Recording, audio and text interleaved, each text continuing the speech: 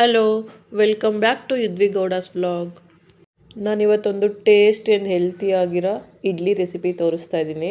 ಯಾರಾದರೂ ಮುಂಚೆನೇ ಟ್ರೈ ಮಾಡಿದ್ರೆ ಕಮೆಂಟ್ ಮಾಡಿ ಹೇಗಿದೆ ಅಂತ. ಇಲ್ಲಾಂದರೆ ಮಾಡದೇ ಇರೋರು ಒಂದು ಸಲ ಟ್ರೈ ಮಾಡಿ, ತುಂಬಾ ಚೆನ್ನಾಗಿರುತ್ತೆ. ಹೇಗೆ ಮಾಡೋದು ನೋಡ್ಕೊಂಬರೋಣ ಬನ್ನಿ.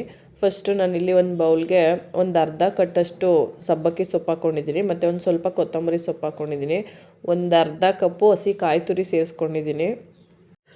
ಅದಕ್ಕೆ ನಾನಿಲ್ಲಿ 1 ಕಪ್ಪಾಗೋಷ್ಟು ಅನಿಲ್ ಶಾವಿಗೆ ಸೇರಿಸ್ಕೊಂಡಿದ್ದೀನಿ. ಸಣ್ಣದು ಅಕ್ಕಿ ಶಾವಿಗೆ ಬರುತ್ತಲ್ಲ ಅದು. ನೀವು ಯಾವ ಬ್ರ್ಯಾಂಡ್ ಬೇಕಾದರೂ ಸೇರಿಸ್ಕೋಬೋದು. ನಾನಿಲ್ಲಿ ಅನಿಲ್ ಶಾವಿಗೆ ಸೇರಿಸ್ಕೊಂಡಿದ್ದೀನಿ. ಮತ್ತು ಅದಕ್ಕೆ 1 ಕಪ್ ಆಗೋಷ್ಟು ಗಟ್ಟಿ ಮೊಸರು ಸೇರಿಸ್ಕೊತಾ ಇದ್ದೀನಿ. ಇದನ್ನೆಲ್ಲ ನೀಟಾಗಿ ಮಿಕ್ಸ್ ಮಾಡ್ಕೊಬೇಕು. ಸ್ಪೂನಲ್ಲಿ ಮಿಕ್ಸ್ ಮಾಡಿದ್ರೆ ಏನಾಗುತ್ತೆ ಅಂದರೆ ಶಾವಿಗೆ ಮತ್ತು ಸಬ್ಬಕ್ಕಿ ಸೊಪ್ಪು ಹಾಕಿದ್ದೀವಲ್ಲ, ಅದು ನೀಟಾಗಿ ಮಿಕ್ಸ್ ಆಗೋಲ್ಲ, ಒಂದೇ ಕಡೆ ಸೇರ್ಕೊಂಡ್ಬಿಡುತ್ತೆ. ಅದಕ್ಕೆ ಶಾವಿಗೆನ ನೀಟಾಗಿ ಪುಡಿ ಮಾಡಿಕೊಂಡು ಎಲ್ಲ ಮಿಕ್ಸ್ ಆಗೋ ಥರ ಕೈಲೇ ಕಲಿಸ್ಕೊಳ್ಬೇಕು. ನಾವು ಎಷ್ಟು ಗಟ್ಟಿ ಕಲಿಸಿದ್ರೂ ಆ ಸಬ್ಬಕ್ಕಿ ಜೊತೆ ಶಾವಿಗೆನ ಮಿಕ್ಸ್ ಮಾಡೋದು ತುಂಬಾ ಕಷ್ಟ. ಒಂದು ಸ್ವಲ್ಪ ನೀಟಾಗಿ ಮಿಕ್ಸ್ ಮಾಡ್ಕೊಬೇಕು. ನಿಮಗೆ ಮೆಣಸಿನ್ಕಾಯಿ ಇಷ್ಟ ಅಂದರೆ ಖಾರಕ್ಕೆ ಹಸಿರು ಮೆಣಸಿನ್ಕಾಯಿ ಕೂಡ ಯೂಸ್ ಮಾಡ್ಕೋಬೋದು. ಬಟ್ ನಾನಿಲ್ಲಿ ನಮ್ಮ ಮಕ್ಕಳು ತಿಂತಾರೆ ಅಂತ ಸೇರಿಸ್ಕೊಂಡಿಲ್ಲ. ಅದನ್ನು ಕಲಸಿ ಒಂದು ಸೈಡ್ಗೆ ಇಟ್ಬಿಟ್ಟು, ಈ ಕಡೆ ಒಂದು ಬಾಣಲೆಗೆ ಎಣ್ಣೆ 1 ಸ್ಪೂನಷ್ಟು, ಜೀರಿಗೆ, ಉದ್ದಿನಬೇಳೆ, ಕಡಲೆಬೇಳೆ, ಸಾಸಿವೆ ಇದಿಷ್ಟನ್ನು ಹಾಕ್ಕೊಂಡು ಅದು ಸ್ವಲ್ಪ ಕಲರ್ ಚೇಂಜ್ ಆಗೋ ತನಕ ಹುರ್ಕೊಬೇಕು. ಅದಾದಮೇಲೆ ಅದಕ್ಕೆ ನಾನಿಲ್ಲಿ 1 ಕಪ್ ಆಗೋಷ್ಟು ಮೀಡಿಯಮ್ ರವೆ ಬರುತ್ತಲ್ಲ, ಉಪ್ಪಿಟ್ಟು ರವೆ, ಅದನ್ನು ಸೇರಿಸ್ಕೊತಾ ಇದ್ದೀನಿ.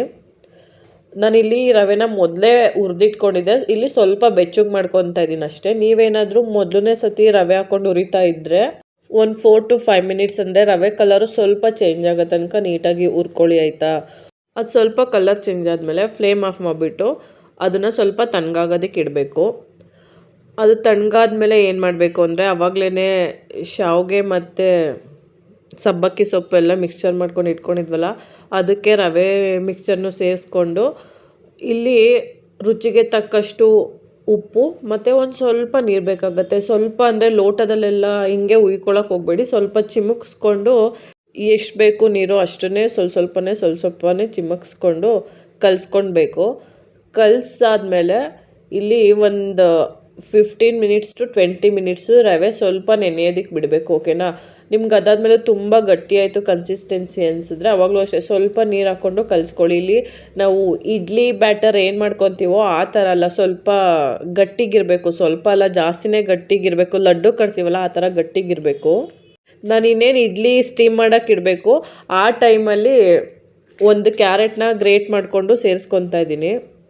ನಾನಿಲ್ಲಿ ಸ್ವಲ್ಪ ಗಟ್ಟಿ ಆಯಿತು ಅಂತ ಸ್ವಲ್ಪ ನೀರು ಚಿಮುಕ್ಸ್ಕೊಂಡು ಕಲಿಸ್ಕೊತಾ ಇದ್ದೀನಿ. ಕಲಸಿ ಇಟ್ಬಿಟ್ಟು ಈ ಕಡೆ ನೀರನ್ನ ಇಟ್ಕೊಂಡಿದ್ದೀನಿ ಇಡ್ಲಿ ಸ್ಟೀಮ್ ಮಾಡೋದಕ್ಕೆ ಅಂದ್ಬಿಟ್ಟು. ನೀರು ಬಾಯ್ಲ್ ಆಗೋ ಅಷ್ಟರಲ್ಲಿ ಈ ಕಡೆ ನಾನಿಲ್ಲಿ ಇಡ್ಲಿ ಪಾತ್ರೆಗೆ ತುಪ್ಪ ಸವರ್ಕೊಂಡು ಇಟ್ಕೊಂಡಿದ್ದೀನಿ. ತುಪ್ಪ ಅಥವಾ ಎಣ್ಣೆ ಏನು ಬೇಕಾದರೂ ಹಾಕೋಬೋದು. ನಾನಿಲ್ಲಿ ತುಪ್ಪ ಹಾಕಿದ್ರೆ ಮಕ್ಕಳಿಗೆ ಟೇಸ್ಟ್ ಇಷ್ಟ ಆಗುತ್ತೆ ಅಂದ್ಬಿಟ್ಟು ತುಪ್ಪ ಸೇರಿಸ್ಕೊಂಡಿದ್ದೀನಿ. ಅದಕ್ಕೆ ನೋಡಿ ಈ ಥರ ಉಂಡೆ ಮಾಡಿಕೊಂಡು ಇಡ್ಲಿ ಪಾತ್ರೆನಲ್ಲೇ ನೀಟಾಗಿ ಇಡ್ಲಿ ಶೇಪ್ ಬರೋ ಥರ ತಟ್ಕೋಬೇಕು. ನಾನಿಲ್ಲಿ ಒಂದೇ ಇಡ್ಲಿ ಪಾತ್ರೆಗೆ ಇಟ್ಕೊತಾ ಇದ್ದೀನಿ, ಯಾಕಂದರೆ ಇನ್ನೊಂದು ಮಿನಿ ಇಡ್ಲಿ ಪಾತ್ರೆ ಇಟ್ಕೊಂಡಿದ್ದೀನಿ, ಅಂದರೆ ಬಟನ್ಸ್ ಇಡ್ಲಿ ಬರುತ್ತಲ್ಲ ಆ ಥರದ್ದು. ಅದಕ್ಕೋಸ್ಕರ ಇನ್ನೊಂದು ಸಲ ಮಾಡ್ಕೊಳ್ಳೋಣ ಅಂದ್ಬಿಟ್ಟು ಒಂದೇ ಪಾತ್ರೆನ ಸ್ಟೀಮ್ ಮಾಡೋದಕ್ಕೆ ಇಟ್ಕೊತಾ ಇದ್ದೀನಿ. ನಾರ್ಮಲ್ ಇಡ್ಲಿ ಥರ ಎಲ್ಲನೂ ಮಾಡಿಕೊಂಡು ಅದಾದಮೇಲೆ ನೀರು ಬಾಯ್ಲ್ ಆದಮೇಲೆ ಆ ಪಾತ್ರೆಗೆ ಇಟ್ಬಿಟ್ಟು ಒಂದು 10 to 12 ಮಿನಿಟ್ಸು ಸ್ಟೀಮಲ್ಲಿ ಬೇಯಿಸ್ಕೋಬೇಕಾಗತ್ತೆ.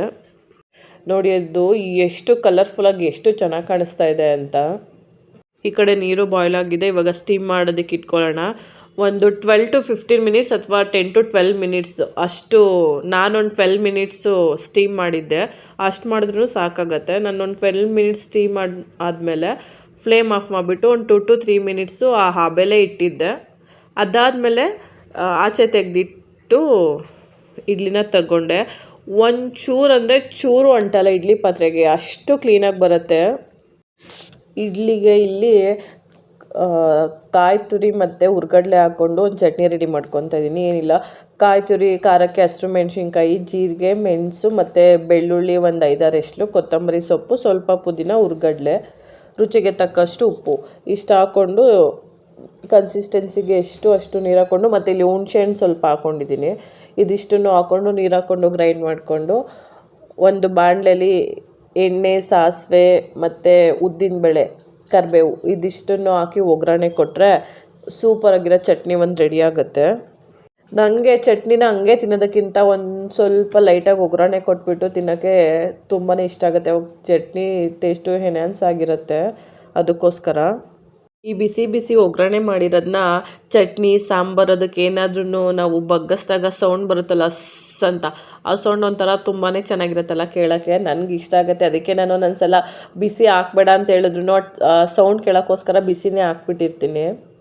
ಸೊ ಅದಾದಮೇಲೆ ಇಲ್ಲಿ ನನ್ನ ಮಗಳು ಲಂಚ್ ಬಾಕ್ಸ್ಗೆ ಇಡ್ಲಿ ಮತ್ತು ಚಟ್ನಿ ಸಾಲಿಡ್ ಹಾಕ್ತಾಯಿದ್ದೀನಿ. ನನ್ನ ಮಗಳಿಗೆ ಏನಿಲ್ಲ ಅಂದ್ರೂ ಇಡ್ಲಿ ಬೇಕಿದ್ರೂ ಹಂಗೆ ತಿಂದ್ಬಿಡ್ತಾಳೆ. ಕ್ಯಾರೆಟು ಸೌತೆಕಾಯಿ ಇಲ್ಲ ಅಂದರೆ ದಿನ ಊಟನೇ ತಿನ್ನಲ್ಲ, ಬೇಕಿದ್ರೆ ಉಪವಾಸ ಇರ್ತಾಳೆ, ಅಷ್ಟು ಇಷ್ಟ ಅವಳಿಗೆ ಕ್ಯಾರೆಟು ಸೌತೆಕಾಯಿ ಅಂದರೆ. ನಾನಿಲ್ಲಿ ಇಡ್ಲಿ ತೆಗಿತಾ ಇದ್ದೀನಿ ನೋಡಿ, ಒಂಚೂರು ಅಂದರೆ ಚೂರು ಅಂಟ್ತಾ ಇಲ್ಲ, ಪಾತ್ರೆಗೆ ನೀಟಾಗಿ ಬರ್ತಾಯಿದೆ. ಬಾಕ್ಸ್ಗೆ ಹಾಕಿದ್ರೆ ಲೈಟಾಗಿ ಗಟ್ಟಿ ಆಗುತ್ತೆ ತಣ್ಣಗಾದ್ಮೇಲೆ, ಬಟ್ ಬಿಸಿ ಬಿಸಿಲು ತಿಂದರೆ ತುಂಬಾ ಚೆನ್ನಾಗಿರುತ್ತೆ. ಯಾರಿಗೆಲ್ಲ ಈಸಿ ಮತ್ತು ಹೆಲ್ದಿ ಬ್ರೇಕ್ಫಾಸ್ಟ್ ರೆಸಿಪೀಸ್ ಬೇಕು ಮಕ್ಕಳು ಲಂಚ್ ಬಾಕ್ಸ್ಗೋಸ್ಕರ, ಮತ್ತು ಶಾಪಿಂಗ್ ವಿಡಿಯೋಸು ಮತ್ತು ಡ್ರೆಸ್ ಡಿಸೈನ್ಸ್ ವಿಡಿಯೋಸು ಈ ಥರ ಎಲ್ಲ ಬೇಕು ಅಂದರೆ ನನ್ನ ಚಾನಲ್ನ ಸಬ್ಸ್ಕ್ರೈಬ್ ಮಾಡಿಕೊಂಡು ನನ್ನ ಫಾಲೋ ಮಾಡಿ. ಆ್ಯಕ್ಚುಲಿ ನಾನು ಡ್ರೆಸ್ಸು ಡಿಸೈನ್ ವಿಡಿಯೋಸು ತುಂಬ ಹಾಕಿಲ್ಲ, ತೋರಿಸೋದು ತುಂಬ ಇದೆ, ನೆಕ್ಸ್ಟು ಶೇರ್ ಮಾಡ್ತೀನಿ. Thank you for watching.